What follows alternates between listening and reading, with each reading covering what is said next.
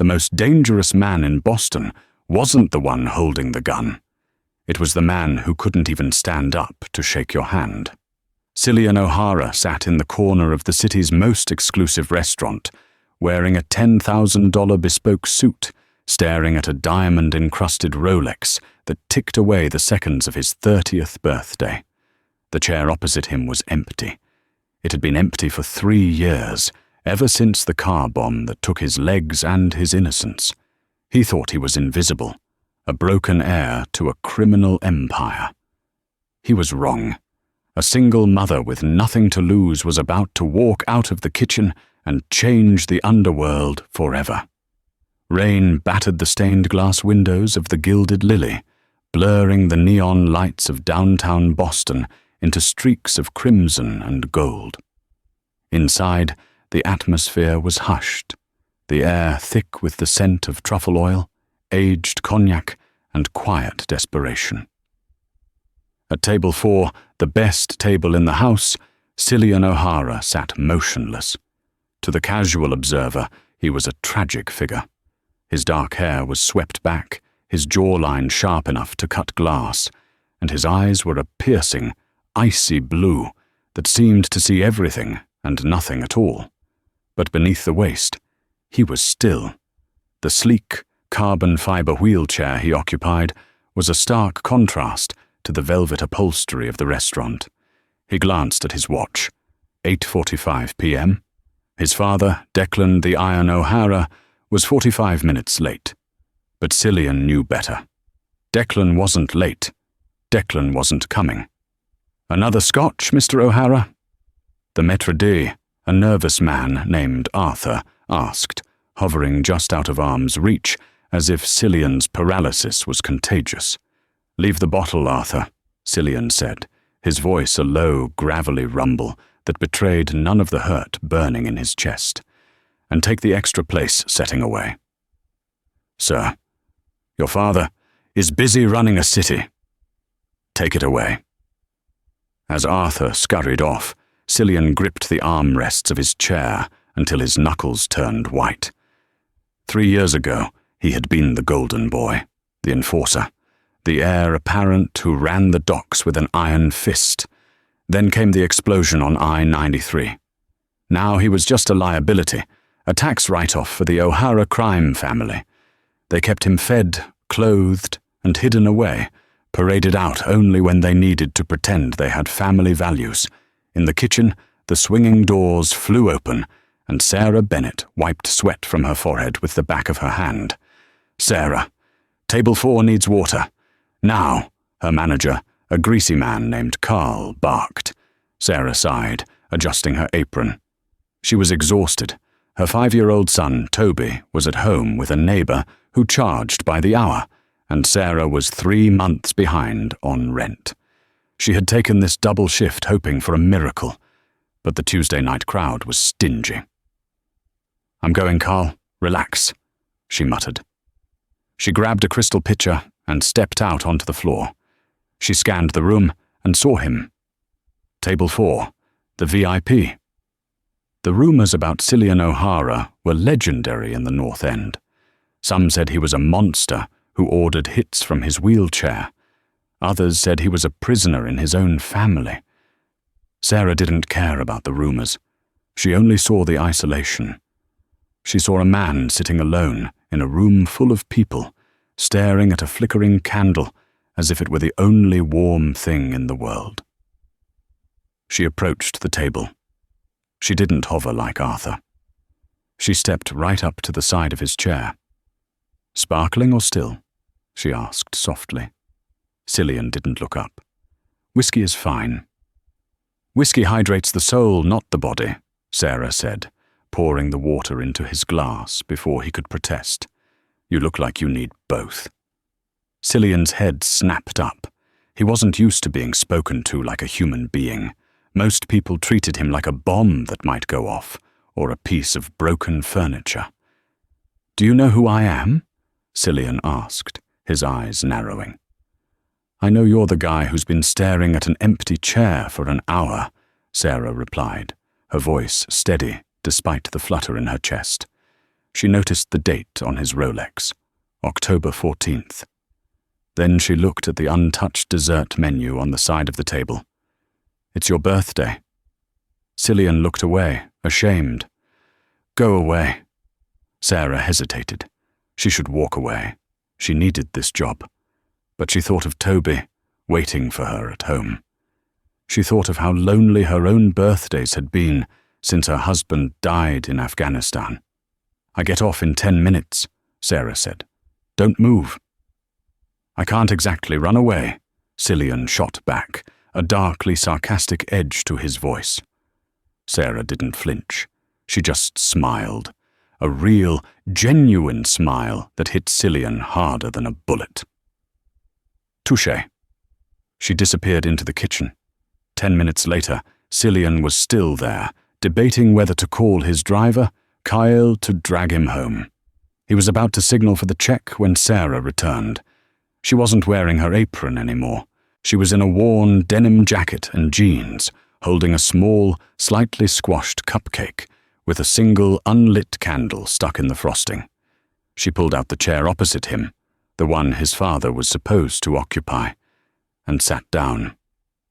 Cillian stared at her. "What are you doing?" "I'm Sarah," she said, pulling a lighter from her pocket and flicking it on. She lit the candle. "And nobody eats alone on their birthday. Not on my watch." "I could have you fired," Cillian warned, though his heart was hammering against his ribs. "I already quit," Sarah lied. "Carl is a jerk. Now blow out the candle, Mr. O'Hara. Make a wish." Cillian looked at the flame, then at Sarah's tired but kind hazel eyes. For the first time in 3 years, he didn't wish for his legs back. He wished the night wouldn't end. He leaned forward and blew out the candle. "Happy birthday," Sarah whispered. But before Cillian could answer, the front door of the restaurant burst open. The hush of the room was shattered by the heavy thud of combat boots and the racking of a shotgun slide. The atmosphere in the Gilded Lily shifted from luxury to terror in a heartbeat. The ambient jazz music cut out.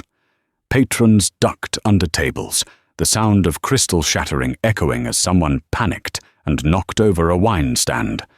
3 men stood in the entryway. They wore long trench coats soaked with rain, but there was no mistaking the intent in their posture. In the center stood a man Cillian knew too well. Dante Russo. Dante was the younger brother of the Russo crime family's Don, the O'Hara's bloodiest rivals. He had a scar running through his left eyebrow and a grin that looked like a jagged wound. "Well, well," Dante boomed, his voice carrying through the terrified silence. "We heard there was a party. Why wasn't I invited?" Arthur, the maître d', stepped forward, his hands shaking. Sir, please, this is a private establishment." Dante backhanded him with the pistol whip of his gun without even looking. Arthur crumbled to the floor. Sarah froze, her hand hovering over the cupcake. She looked at Cillian. His face had transformed. The vulnerability was gone, replaced by a mask of cold, calculated rage. But he was unarmed. He was in a wheelchair, and his security detail was outside, likely dead if Dante had made it this far. "Dante," Cillian said, his voice projecting clearly across the room. He didn't shout, but the authority in his tone made Dante pause. "You're violating the truce. My father will skin you alive for this." Dante laughed, walking slowly toward table 4, his boots crunching on broken glass. "Your father is busy dealing with a little fire at the docks, a fire we started. He's not coming for you, cripple. You're the loose end." Sarah's breath hitched. Cripple. The word hung in the air like poison. "Run," Cillian whispered to Sarah, not taking his eyes off Dante. "Go through the kitchen, now." "I'm not leaving you," Sarah hissed back. She didn't know why she said it. She barely knew this man. But the injustice of it. 3 armed men cornering a guy in a wheelchair ignited a fire in her gut. Sarah, go! No. Sarah slowly stood up, placing herself slightly between Cillian and Dante. Dante stopped 10 feet away, tilting his head. Who's this? The nurse? Or did Daddy buy you a hooker for your birthday? Cillian's grip on his armrest tightened so hard the carbon fiber creaked. Touch her, and you're a dead man. I'm terrified, Dante mocked. He raised the gun, aiming it directly at Cillian's chest. Say good night, Prince. Time seemed to slow down. Sarah saw Dante's finger tighten on the trigger. She didn't think. She acted on pure maternal instinct, the same instinct that made her lift a heavy dresser off Toby when he was trapped. She grabbed the heavy full bottle of scotch from the table and hurled it with all her might. It wasn't a precision throw, but it was fast. The heavy glass bottle smashed into Dante's face just as he pulled the trigger. The shot went wide, shattering the window behind Cillian. Dante howled, clutching his broken nose, blood streaming through his fingers. You bitch! Dante screamed. Get down! Cillian yelled. He didn't wait. Cillian slammed his hand onto a hidden panel under the armrest of his wheelchair. A mechanism hissed, and a small, compact, Sig Sauer P365 sprang from a concealed compartment near the wheel. Cillian grabbed the gun. He might not have been able to walk, but his aim had never faltered. Bang! Bang! 2 shots. 2 of Dante's henchmen dropped, clutching their kneecaps. Cillian didn't shoot to kill. Not here, not with civilians around. He shot to incapacitate. Dante, blinded by blood and shock, scrambled behind a pillar. Kill him! Kill them both! He shrieked. Sarah, grab the handle! Cillian commanded.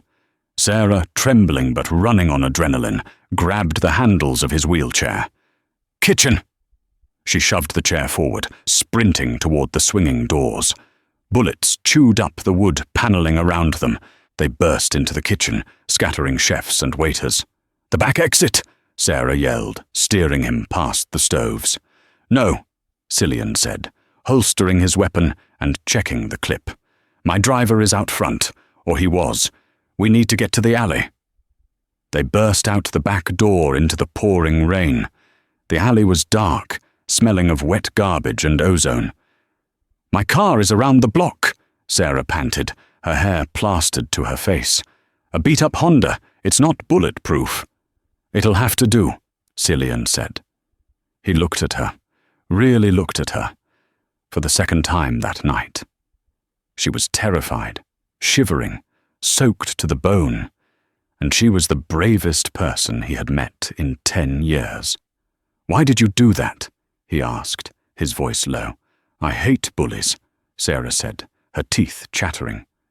Suddenly, a black SUV screeched to a halt at the mouth of the alley. Cillian raised his gun, but lowered it when he saw the driver. It was Kyle, his bodyguard, bleeding from a head wound, but alive. Boss, get in! Kyle shouted. Cillian looked at Sarah. Get in! I can't. My son. The babysitter. Dante saw your face, Sarah, Cillian said grimly. He knows you helped me. If you go home tonight, you and your son will be dead by morning. You're in this now. The reality crashed down on Sarah. She had just assaulted a Mafia capo. She had intervened in a war. My son, she whispered, panic rising. We will pick him up, Cillian promised. I give you my word. No one touches him. But you have to get in the car. Now! Sirens wailed in the distance. Sarah looked back at the restaurant, then at Cillian's outstretched hand. He wasn't asking as a boss now. He was asking as a man who owed her his life. She took his hand. Okay, she said. As the heavy door of the armored SUV slammed shut, sealing them inside, Cillian turned to Cale. Get the boy, Cillian ordered. Then drive us to the safe house in Beacon Hill. And Cale, yeah, boss. Call my father. Tell him the truce is over. Cillian looked at Sarah, who was huddled in the corner of the leather seat. He took off his suit jacket, worth more than her car, and draped it over her shoulders. "You saved my life, Sarah," he said softly. "I just threw a bottle," she managed to say. "You did more than that," Cillian replied, staring out at the rain-streaked city. "You just started a war."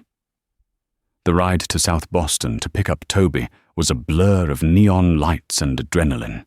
Inside the armored SUV, the silence was deafening. Sarah Bennett sat clutching the lapels of Cillian's suit jacket, the smell of expensive cologne and gun smoke filling her senses. She watched the speedometer climb, 80, 90 miles per hour, weaving through traffic. "Slow down," Sarah whispered, her voice trembling. "We're going to a residential neighborhood. You can't show up like a tank invasion." Cillian looked up from his phone. He had been barking silent text orders to his crew, organizing a perimeter. He glanced at Cale in the driver's seat. "Ease off, Cale. We're not running from the police. Yet." When they pulled up to Mrs. Higgins's small duplex, the rain had turned into a torrential downpour. Sarah scrambled out before Cale could open the door for her. She banged on the door, her heart hammering against her ribs. When Mrs. Higgins opened the door, a sleepy-eyed 5-year-old with messy blonde hair stood behind her, clutching a worn-out stuffed dinosaur. "Mommy!" Toby rubbed his eyes. "You're early." Sarah dropped to her knees, hugging him so hard he squeaked. "Hey, Bug, we're going on a little trip, just for a few days." "Is it a vacation?" Toby asked, looking past her to the massive black car idling at the curb. "Who is that?" "A friend," Sarah lied. She looked at Mrs. Higgins, handing her a wad of cash from her tips, everything she had made that week. "I'm sorry, Martha. Something came up. Family emergency." Minutes later, Toby was buckled into the middle seat of the SUV, staring wide-eyed at the leather interior and the dim blue ambient lighting. He looked at Cillian, who sat silently on the other side, staring out the window. "Are you a soldier?" Toby asked. Cillian turned, his icy blue eyes landing on the boy. He wasn't used to children. In his world, children were kept far away from the business. "No." "You have a gun," Toby pointed out, looking at the bulge under Cillian's arm. "And cool wheels." Cillian looked down at his legs. "They're not for fun, kid." "My grandpa had a chair," Toby said, matter-of-factly. "He let me ride on the back. Can I ride on the back of yours?" "Toby!" Sarah admonished, mortified. "Don't be rude." "It's fine," Cillian muttered, a strange tightness in his chest. He wasn't used to curiosity without pity. To this kid, the wheelchair wasn't a tragedy, it was just a vehicle. Maybe later. They arrived at the safe house in Beacon Hill, not as fugitives, but as a strange, fractured family unit. The house wasn't a house. It was a fortress masked as a brownstone mansion. Iron gates swung open, and they drove into an underground garage that looked more like a military bunker. As Kyle unloaded the wheelchair, Sarah saw the physical toll the night had taken on Cillian. When Kyle helped transfer him from the car seat to the chair, Cillian's face went pale, his jaw clenched tight enough to snap. A spasm of pain shot through his legs. Phantom pain, the doctors called it. But it felt real enough to blind him. "You're in pain," Sarah said, stepping forward. "I'm fine," Cillian grunted, adjusting his suit jacket to hide the tremors in his hands. "You're not fine. You're grey," Sarah insisted. She turned to Kyle. "Does he have medication?" Kyle looked at his boss for permission. Cillian gave a curt nod. "Upstairs. Master bathroom, the orange bottle." The elevator ride up was silent. The safe house was opulent, filled with marble statues and Renaissance art. But it felt cold, unlived in. It was a museum for the dead. Once they were settled in the main living area, Sarah settled Toby onto a massive velvet sofa with a cartoon on the TV. She found the kitchen, poured a glass of water, and found the pills Kyle had left on the counter. She walked into the study, where Cillian was sitting by the fireplace, staring into the flames. He had removed his tie, and for the first time, he looked young. Not a mob boss, not a cripple, just a 30-year-old man carrying the weight of the world. "Here," she said, handing him the pill and water. Cillian took it, his fingers brushing hers. "You shouldn't be here, Sarah. You should have run when I told you to." "And let you get shot?" Sarah crossed her arms. "I'm raising a son to be a good man, Mr. O'Hara. I can't exactly teach him that if I leave a guy to die in an alley because it's convenient." Cillian swallowed the pill. "It's not about convenience. It's about survival. You are in the wolf's den now, my father. He isn't like me." "I can handle myself," Sarah said, though her voice lacked conviction. "We'll see," Cillian said darkly, "because he's here." As if on cue, the heavy oak doors of the study swung open. The temperature in the room seemed to drop 10 degrees. Declan the Iron O'Hara walked in. He was a mountain of a man, even in his 60s. He wore a charcoal wool coat and carried a silver-tipped cane that was more of a weapon than a walking aid. His eyes were the same blue as Cillian's, but where Cillian's were icy, Declan's were dead, void of anything human. He didn't look at Cillian. He looked straight at Sarah. "So," Declan said, his voice a deep, resonant baritone that vibrated through the floorboards. "This is the waitress who threw a bottle of Glenfiddich at a capo." Sarah stood her ground, though her knees were shaking. "It was actually a bottle of Macallan, sir. The 18-year. Declan stopped. A flicker of something, amusement, respect, passed through his eyes. He turned to Cillian. "You let a civilian intervene in family business," Declan said, his tone dripping with disappointment. "You are weak, Cillian. I leave you alone for one dinner, and you start a war." "Dante started it," Cillian snapped, spinning his chair around to face his father. "He came into my territory. He broke the truce. He threatened me." "And you survived because of a girl," Declan sneered. He walked over to Sarah, circling her like a shark. "Pretty thing, but a liability. Kyle, pay her off. 50,000. Then put her on a bus to Ohio. If she talks, cut her tongue out." "No," Cillian said. The room went silent. Declan turned slowly. "Excuse me?" "She stays," Cillian said, his voice hard. "She saved my life. She's under my protection. And if you touch her, or her son, I will burn this whole empire down." Declan stared at his son. For years, Cillian had been docile, broken by his injury. Now, there was fire in his eyes again. "Protection?" Declan laughed dryly. "There is no protection, Cillian. Dante Russo is going to come for us with everything he has. We need allies. We need strength. A waitress is not strength." "She is to me," Cillian said. Declan looked between them, his mind working like a calculator. He saw the way Cillian looked at her, defensive, possessive, and he saw the way she stood, defiant, unafraid. "Fine," Declan said, a cruel smile forming on his lips. "She stays. But not as a charity case. If she is to live in this house, she earns her keep." "I can work," Sarah interjected quickly. "I can cook. I can clean. I have maids for that." Declan waved a hand dismissively. "No, my dear. You will work as Cillian's shield. The Russos think Cillian is weak, alone, isolated. We need to change the narrative. You will be his fiancé." Sarah choked on air. "His what?" "We have the governor's charity gala in 3 weeks," Declan continued, ignoring her shock. "Cillian will attend, and he will introduce his new, beautiful fiancée, the woman who has tamed the beast. It will make him look stable, human.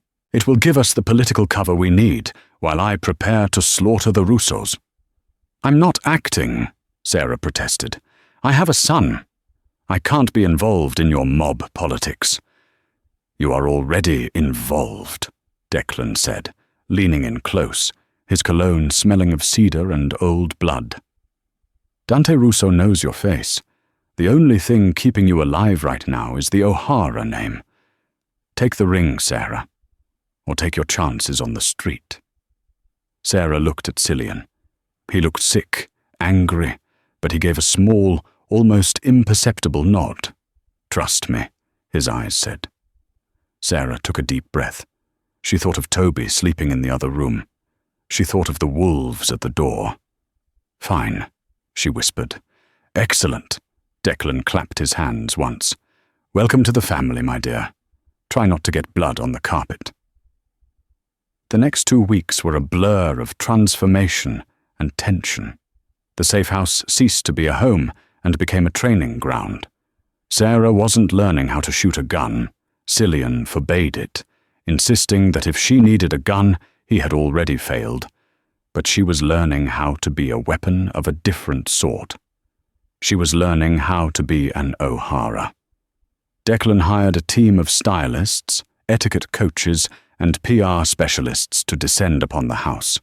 Sarah, who was used to wearing comfortable sneakers and smelling like diner coffee, was suddenly thrust into a world of silk, stilettos, and French manicures. She learned which fork to use for escargot. She learned how to pronounce Gstad and Saint-Tropez. She learned how to smile without showing her teeth, a skill Declan insisted was essential for a Mafia wife. "Don't look happy," he told her. "Look satisfied. There is a difference." But the real education happened at night, in the library, with Cillian, while Toby was asleep, guarded by Kyle, who had surprisingly taken a liking to the boy and was teaching him how to play chess. Cillian and Sarah would sit by the fire. "My father is using you," Cillian said one evening, pouring 2 glasses of wine. He was moving better these days. The pain was still there.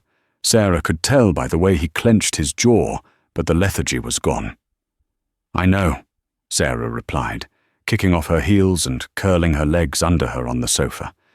"He wants me to be a prop, a distraction."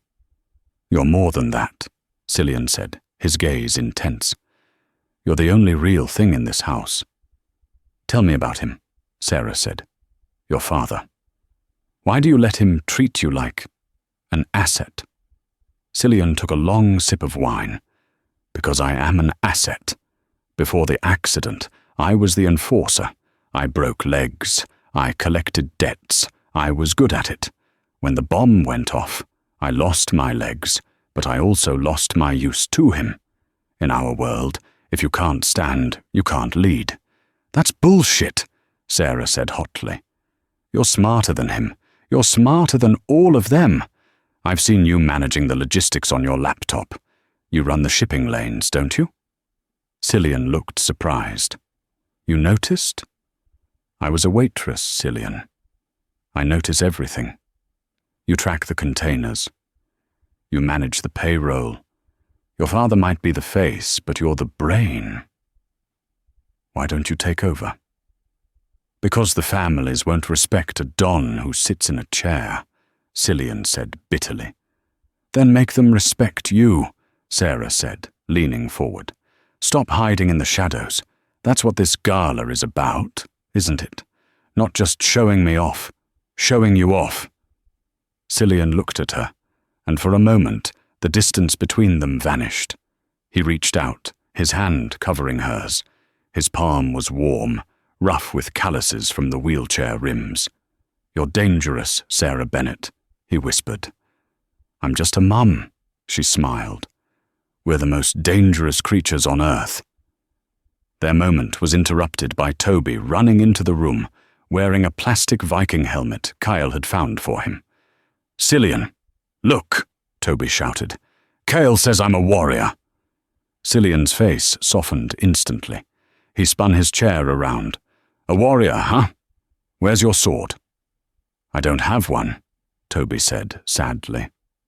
Cillian reached into his desk drawer and pulled out an antique letter opener with a jade handle. It was dull, but it looked magnificent. Here, a warrior needs a blade. But rule number 1, never point it at a friend. Toby gasped, taking the sword reverently. Cool, thanks, Cillian. Sarah watched them, her heart aching. Toby had never had a father figure. Her husband had died before Toby was born. To see him bonding with Cillian, a man the world called a monster, was terrifying and beautiful all at once, but the domestic bubble couldn't last forever. 3 days before the gala, Declan called a family meeting. The air in the dining room was thick with cigar smoke.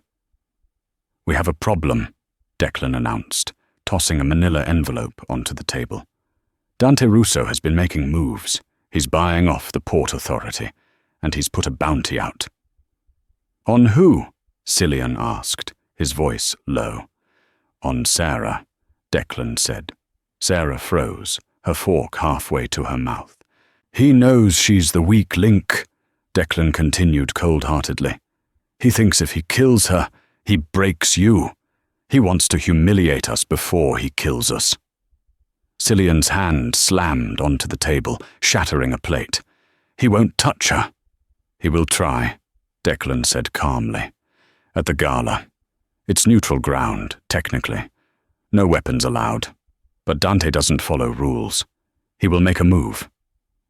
Then we don't go, Sarah said, her voice shaking. We have to go, Cillian said, looking at her with apology in his eyes. If we don't show, we look weak. If we look weak, the other 5 families will join Dante. We'll be wiped out in a week, and they won't spare Toby. Sarah felt the blood drain from her face. It was a trap. They were walking into a lion's den, and she was the bait. We need a plan, Cillian said, his mind shifting into tactical mode. Cale can't be inside with a gun. Security will be tight. I have a plan, Declan smiled, a smile that didn't reach his eyes. Sarah will be the distraction. She will draw Dante out, and when he makes his move, Cillian will finish him. I'm not using her as bait, Cillian roared. It's the only way, son, Declan said, standing up. Unless you want to explain to that boy why his mother is dead. Cillian looked at Sarah. He looked trapped, the walls of his paralysis closing in on him again. But Sarah saw something else. She saw the strategist, the man who ran the shipping lanes in his head. Okay, Sarah said, her voice steady. I'll do it. Sarah, no, Cillian started. I'll do it, she repeated, looking at Declan. But on one condition. Toby goes to your private estate in the Hamptons, tonight, with armed guards. If anything happens to me, he disappears. New identity, trust fund, everything. Declan nodded slowly. Done. You bargain like an O'Hara, my dear. I bargain like a mother, she corrected. That night, as Sarah packed Toby's bag, she cried. She kissed his sleeping forehead, smelling his shampoo, memorizing the curve of his cheek. Kyle took him away at midnight. When the car drove away, Sarah stood on the balcony, shivering in the cold. She felt a blanket settle over her shoulders. Cillian was there. I won't let you die, he vowed, his voice thick with emotion. I know, Sarah said, turning to face him. She sat on the railing so she was eye level with him. She placed her hands on his face. Because you're going to be the king, Cillian, and kings protect their queens. For the first time, Cillian O'Hara leaned in. He kissed her. It wasn't a tentative kiss. It was desperate, hungry, a seal of a pact made in blood. The night of the governor's gala arrived with a sky the color of a bruise. The event was held at the Boston Public Library, a venue of marble columns and soaring ceilings, filled with the city's elite, politicians, judges, and the criminals who owned them. Sarah wore a dress that cost more than her life's earnings. It was a deep emerald green silk, backless, that clung to her curves like a second skin. Around her neck hung a diamond necklace, an O'Hara heirloom. Cillian looked devastating. He wore a midnight blue velvet tuxedo, his hair slicked back. He had upgraded his wheelchair for the night to a sleek, matte black titanium model that looked less like medical equipment and more like a chariot. As they entered the ballroom, the room went silent. "Heads up," Cillian whispered, his hand resting possessively on her waist. "Showtime." Sarah lifted her chin, channeling every ounce of courage she had. She walked beside him, her hand on his shoulder, radiating confidence she didn't feel. Whispers rippled through the crowd. "That's the son. The cripple. Who is she?" "She's stunning." Declan worked the room separately, shaking hands with senators, pretending to be a legitimate businessman. But Cillian was the center of gravity. "Mr. O'Hara," the governor said, approaching them with a nervous smile. "We didn't expect to see you." "I've been recovering," Cillian said smoothly, "and focusing on my future. Governor, may I introduce my fiancée, Sarah Bennett?" Sarah smiled, the satisfied smile Declan had taught her. "A pleasure, Governor." As the night wore on, the tension ratcheted up. Sarah scanned the room, looking for Dante. She saw members of rival families, the Russos, the Morettis, the Changs. They all watched Cillian with predatory eyes. Then she saw him. Dante Russo stood near the champagne fountain. He was wearing a white tuxedo, looking like a fallen angel. His nose was bandaged, a reminder of Sarah's aim. He caught her eye and raised a glass. "He's here," Sarah whispered to Cillian. "I see him," Cillian said. "Stay close." The orchestra began to play a waltz. Couples moved to the dance floor. "May I have this dance?" Cillian asked loudly. The room paused. A man in a wheelchair, dancing. "I'd love to," Sarah said. She stepped between his legs, placing her hands on his shoulders. Cillian held her waist.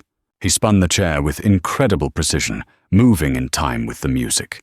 They glided across the floor, a beautiful, tragic mechanism of love and defiance. It was a performance. Yes, but it felt real. "You're doing great," Cillian murmured. "I'm terrified," Sarah admitted. "Don't be. Look at them. They're afraid of us." And they were. The sight of Cillian O'Hara, unashamed, powerful, with a stunning woman in his arms, shattered the image of the broken invalid. But the spell was broken by a vibration in Cillian's pocket. He checked his phone discreetly. His face went white. "What is it?" Sarah asked. "It's Cale," Cillian said, his voice straining. "The guards at the Hamptons. They're not answering." Sarah's heart stopped. "Toby? We have to go. Now." They turned to leave, but the path was blocked. Dante Russo stepped in front of them, flanked by 4 men who looked like linebackers. "Leaving so soon?" Dante smirked. The party was just getting started. "Move, Dante," Cillian growled, his hand drifting toward the concealed holster in his chair. "I don't think so," Dante said. He looked at Sarah. "You owe me a nose job, sweetheart. And you owe me a refund on this cheap suit," Cillian shot back. "Cute," Dante said. He snapped his fingers. Suddenly the lights in the ballroom cut out. Darkness swallowed the room. Screams erupted. "Get down!" Cillian yelled. He pulled Sarah into his lap, covering her with his body as the first gunshot rang out. It wasn't a chaotic shootout. It was a targeted execution. Pop, pop, pop. Muzzle flashes illuminated the dark. Cillian spun his chair, using the titanium backrest as a shield. He didn't have his gun. Security had stripped him at the door. He was defenseless. "The kitchen!" Sarah screamed, remembering the gilded lily. "No!" Cillian shouted over the noise. "We're trapped!" Someone grabbed Sarah's arm in the dark, a strong, gloved hand. She lashed out, kicking, but she was ripped away from Cillian. "Cillian!" she screamed. "Sarah!" The emergency lights flickered on, bathing the room in an eerie red glow. Sarah was being held by a man in a security uniform, but it wasn't the venue security. It was one of Declan's men, a man named Vinny, whom Sarah had shared coffee with just that morning. "Vinny!" Sarah gasped. "What are you doing?" Vinny put a knife to her throat. "Sorry, sweetheart. Business is business." Cillian sat 10 feet away, staring in horror. It wasn't Dante. Dante was standing there, laughing, but he wasn't holding the gun. Declan O'Hara was. Declan stood over his son, his face a mask of sorrowful necessity. "I told you, Cillian," Declan said, his voice echoing in the stunned silence of the ballroom. "We need to be strong. The Russos offered a merger, a union of the two most powerful families, but they had one condition." Cillian looked from his father to Dante, and then to Vinny, holding the knife to Sarah's throat. "You sold us out," Cillian whispered. "You sold me out." "I secured the legacy," Declan corrected. "Dante marries the girl. The public sees a tragedy. The cripple died in a crossfire, and his grieving fiancée found comfort in the arms of his rival. A perfect story.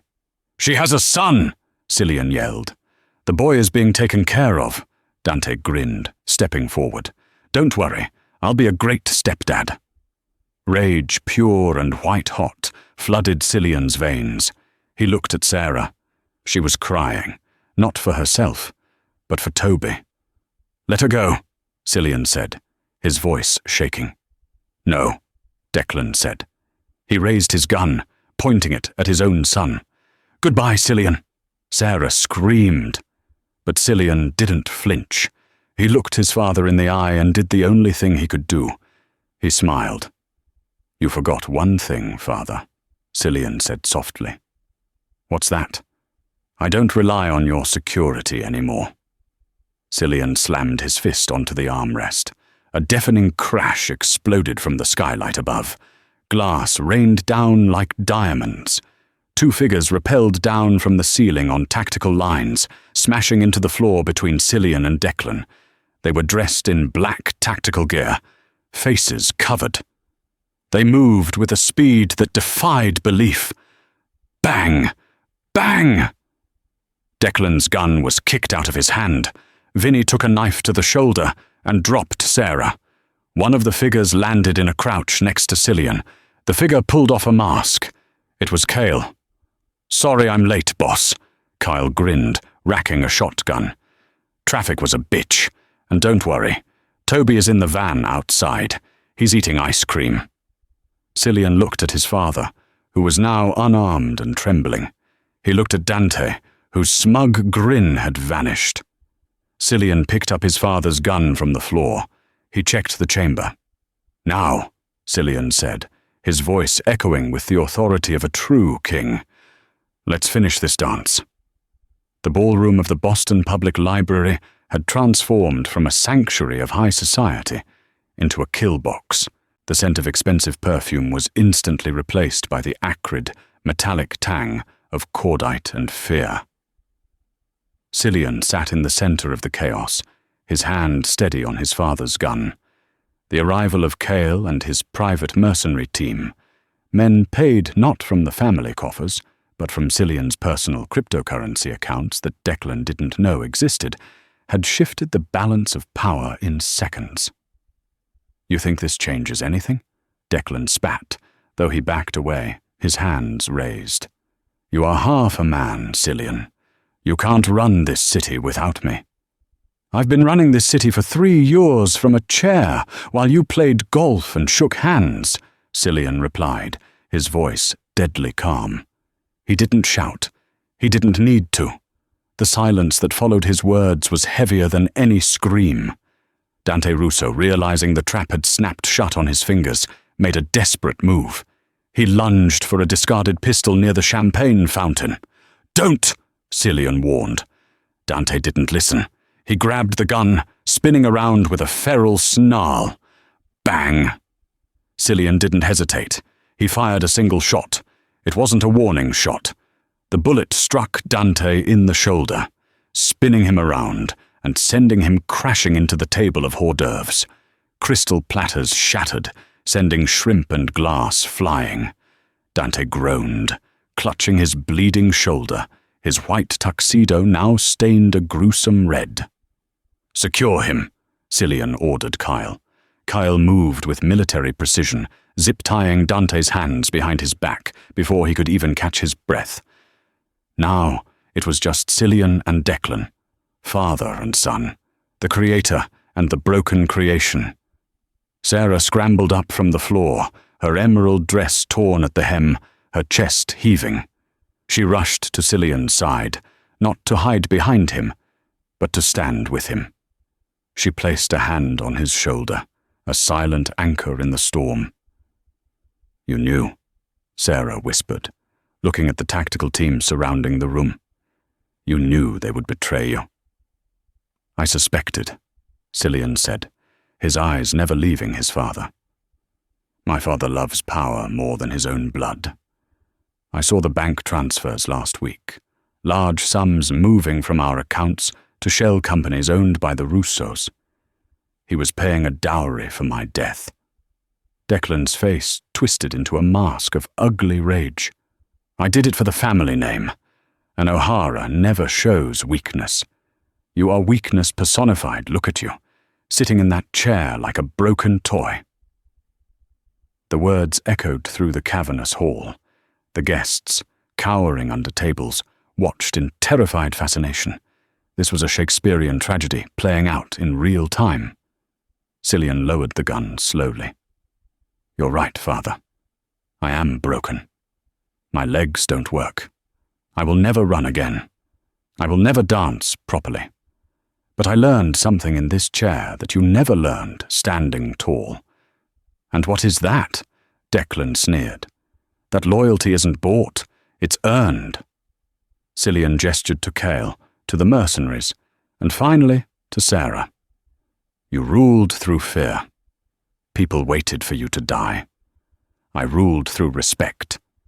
And that is why I'm holding the gun and you are shaking." Declan looked around.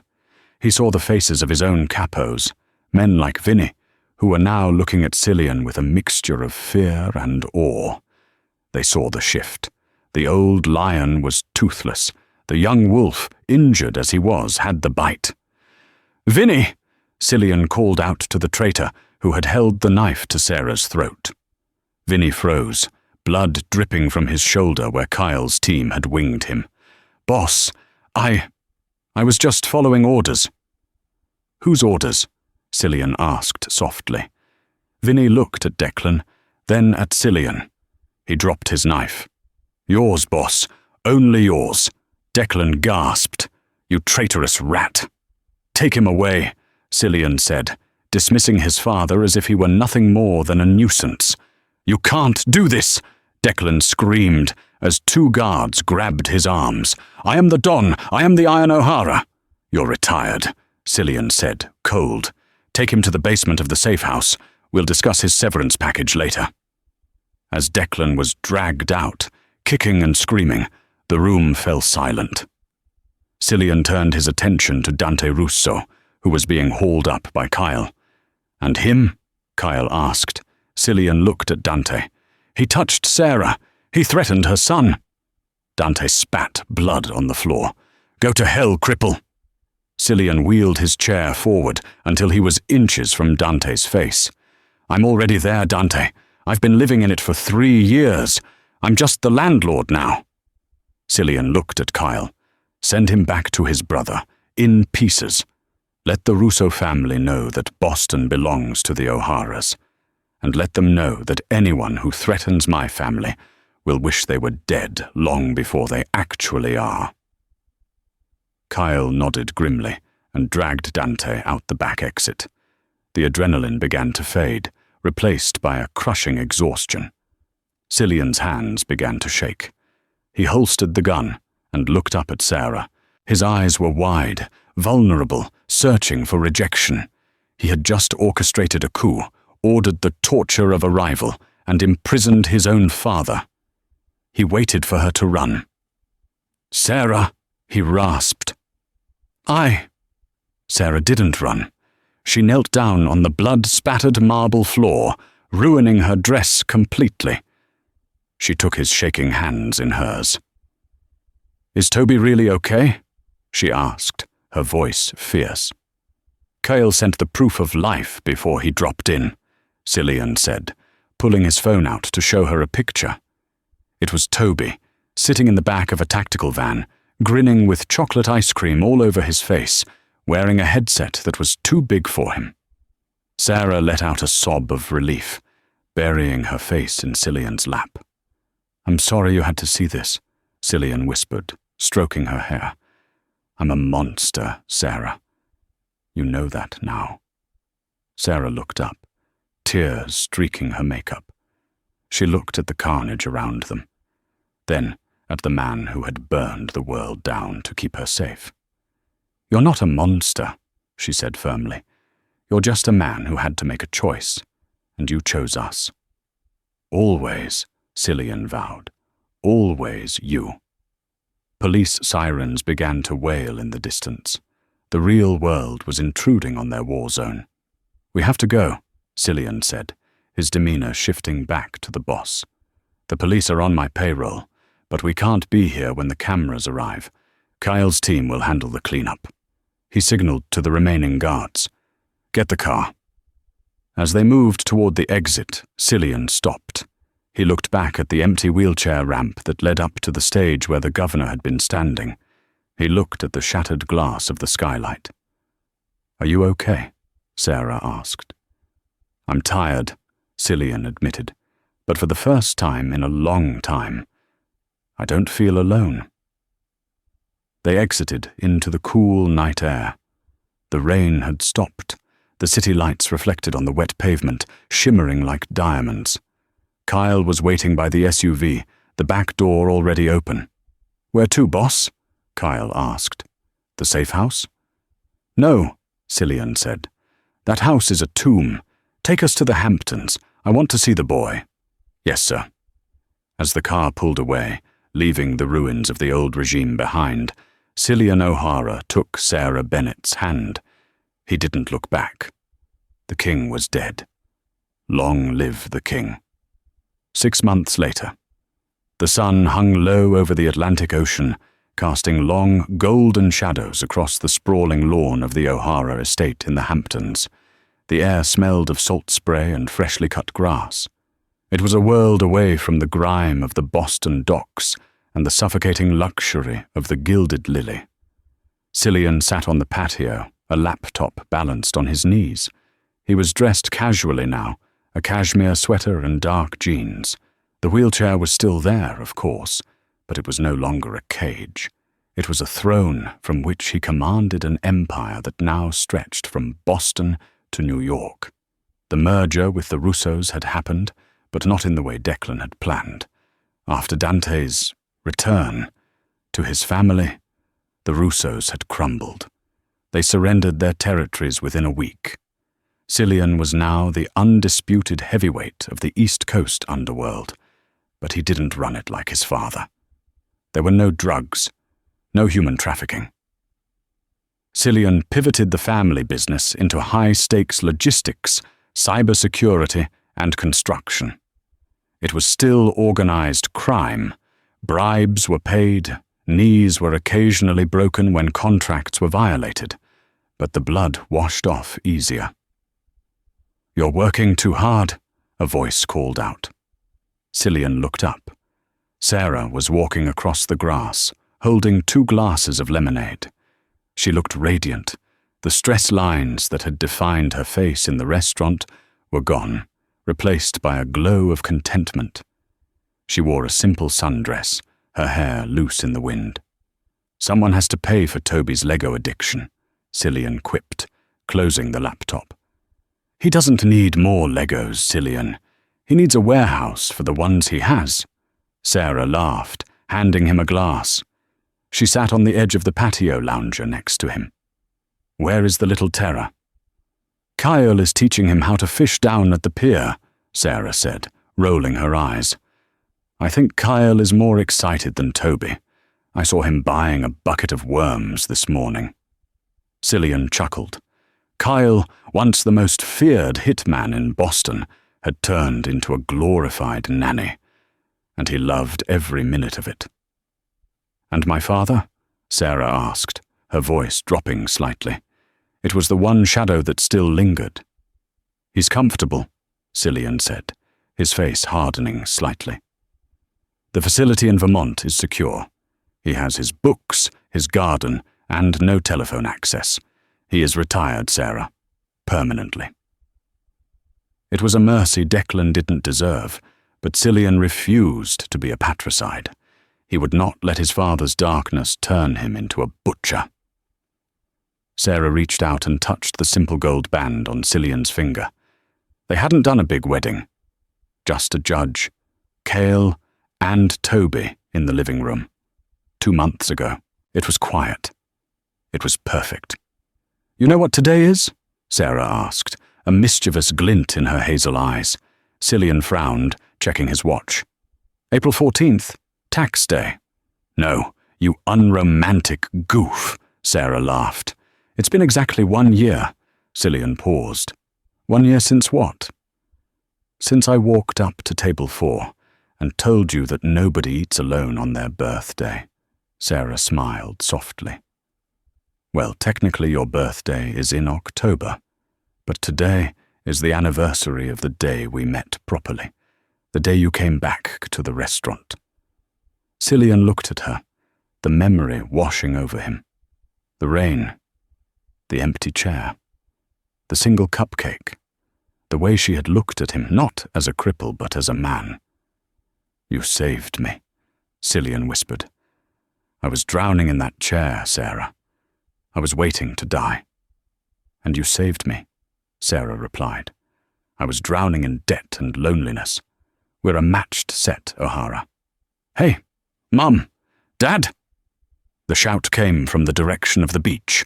Toby was sprinting up the lawn, holding a fishing rod in one hand and a tiny wriggling silverfish in the other. Kyle jogged behind him, looking exhausted, but happy. "Dad, look! I caught a shark!"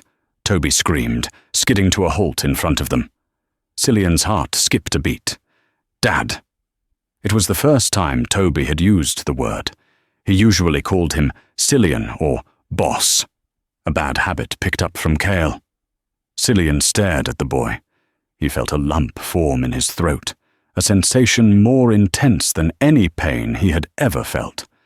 "That's a great shark, buddy," Cillian managed to say, his voice thick. "It's a minnow, boss," Kyle clarified, grinning. "But don't tell him." "It's a megalodon," Toby insisted, shoving the slimy fish towards Cillian. "Can we keep it? Can we put it in the pool?" "I think the pool might be too small for a megalodon," Sarah said diplomatically. "How about we put it back so it can find its mommy?" Toby thought about this. "Okay, but only if Dad comes with us to release it." All 3 of them looked at Cillian. For years, Cillian had avoided the beach. The sand was a nightmare for wheelchairs. It was a reminder of things he couldn't do. But looking at Toby's hopeful face and Sarah's encouraging smile, Cillian realized that can't was a word he needed to retire along with his father. "Cale," Cillian said. "Yeah, boss?" "Get the beach tires." 10 minutes later, the family was down by the water. The sun was setting, painting the sky in hues of purple and fire. Cillian sat in his chair, the special thick tires navigating the sand. Toby waded into the surf, releasing his shark with a solemn goodbye. Sarah stood beside Cillian, wrapping her arms around his shoulders from behind, resting her cheek against his head. "Happy anniversary," she whispered. Cillian reached up, holding her arms. He watched the boy running in the waves, safe, happy, and loved. He watched the horizon, endless and open. He wasn't the man he used to be. He wasn't the terrifying enforcer who broke legs on the docks, and he wasn't the sad, isolated figure staring at an empty chair. He was Cillian O'Hara, a husband, a father, a survivor. He looked at the empty space beside him, not an empty chair this time, but the open space of the beach. "I have everything I need," Cillian said. "What did you say?" Sarah asked, the wind carrying his voice away. Cillian turned his head and kissed her. "I said, let's go get some cake. I think I'm finally ready to celebrate." As the sun dipped below the water, the darkness that had shadowed Cillian's life for so long finally vanished, chased away by the light of a waitress who refused to let him eat alone. What an incredible journey from that lonely table at the Gilded Lily to the beaches of the Hamptons. Cillian and Sarah's story proves that sometimes the hardest battles aren't fought with guns, but with trust, vulnerability, and the courage to let someone in when you feel most broken. I want to know what you think. Did Declan get off too easy with exile? Or was Cillian right to break the cycle of violence by letting him live? Let me know your thoughts in the comments below. I read every single one. If you enjoyed this story of redemption, romance, and Mafia justice, please smash that like button. It really helps the channel grow. And if you haven't already, hit subscribe and ring the bell so you never miss a new story. I've got an even more intense thriller coming next week that you won't want to miss. Thanks for listening, and remember, sometimes a single candle can light up the darkest room. See you in the next video.